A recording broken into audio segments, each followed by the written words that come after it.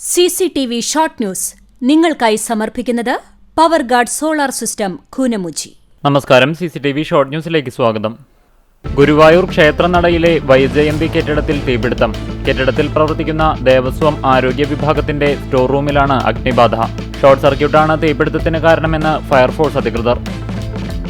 പൊന്നയൂർ പഞ്ചായത്ത് ആധുനിക വാതക ശ്മശാനത്തിന്റെ നിർമ്മാണത്തിലെ അപാകതകൾ പരിഹരിച്ച് പ്രവർത്തനക്ഷമമാക്കാൻ പഞ്ചായത്ത് ഭരണസമിതിയും റെയ്ഡ്കോയും ധാരണയിലെത്തി.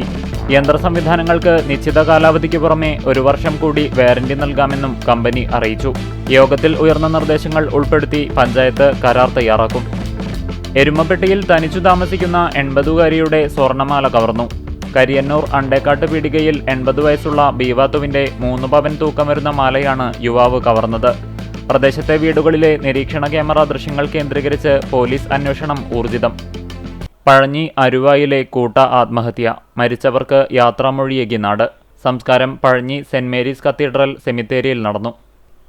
കുന്നംകുളം സീനിയർ ഗ്രൗണ്ടിൽ തെരുവ് നായ്ക്കളുടെയും പാമ്പുകളുടെയും ശല്യം മൂലം വ്യായാമം ചെയ്യാനെത്തുന്നവർക്ക് ബുദ്ധിമുട്ട് അനുഭവപ്പെടുന്ന സാഹചര്യം രൂക്ഷമായതിനെ തുടർന്ന് BJP കുന്നംകുളം മുനിസിപ്പൽ കമ്മിറ്റിയുടെ നേതൃത്വത്തിൽ മെഴുകുതിരി തെളിയിച്ച് പ്രതിഷേധ സമരം സംഘടിപ്പിച്ചു.